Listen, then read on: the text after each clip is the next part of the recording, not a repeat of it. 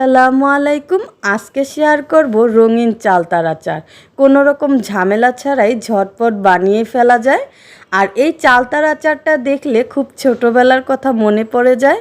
আশা করি আপনাদেরও মনে পড়ে যাবে, কারণ মেলায় ঘুরতে গেলে মামারা নিয়ে আসতো আর বান্ধবীরা মিলে এই চালতার আচারটা খেতাম। তো রঙিন চালতার আচার দেখলে সবারই ভালো লাগতো।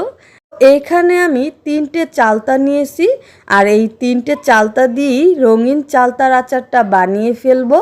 এখন আমি চালতাগুলোকে খোসা ছাড়িয়ে ধুয়ে পরিষ্কার করে নিয়েছি, আর ওই চালতার পাখাগুলোকে কোনো রকম টুকরো টুকরো করব না, এগুলোকে আস্ত রাখবো। এরপরে পানির মধ্যে ভালোভাবে সিদ্ধ করে নেব। 15 মিনিট সিদ্ধ করতে হবে। এর মাঝখানে আমি জর্দার কালারটা দিয়ে দেব, তো 1 চা চামচ। এরপরে জর্দাগুলোকে ভালোভাবে পানিতে মিশিয়ে ওই চালতার মধ্যে দিতে হবে, তা না হলে দলা বেঁধে যাবে। এই কারণে আমি পানির মধ্যে মিশিয়ে জর্দার কালারটা দিয়ে দিলাম। তো এখন 15 মিনিট সিদ্ধ করে নেব।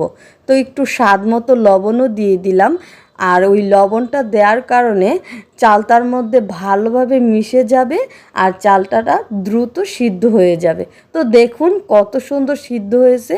এরপরে আমি চালতাগুলোকে ভালোভাবে ছেঁকে নেব। এরপরে গরম কড়াইয়ের মধ্যে 1 কাপ পরিমাণ পানি দিয়ে দেব, তারপরে হাফ কাপ পরিমাণ চিনি দিয়ে দেব। আপনারা চাইলে কম বা বেশি দিতে পারেন, যার যার মিষ্টি স্বাদ অনুযায়ী।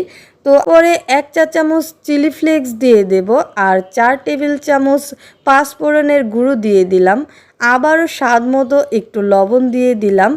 আর এই ঝোলের মধ্যে একটু লবণ না দিলে ভালো লাগে না, এ কারণে আবারও একটু লবণ দিলাম।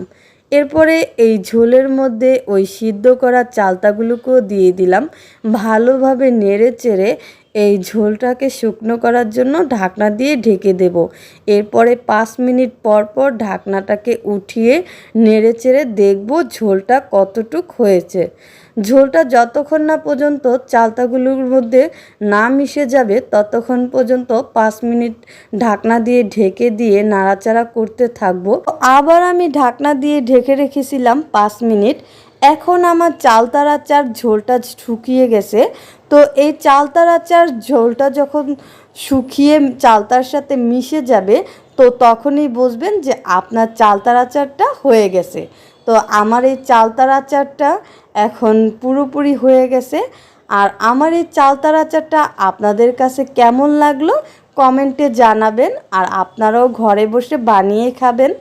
আমার এই চালতার আচারটা যদি আপনাদের কাছে ভালো লাগে, তো আপনাদের ফ্রেন্ড অ্যান্ড ফ্যামিলির সাথে শেয়ার করবেন। তো ভালো থাকবেন। আল্লাহ হাফেজ।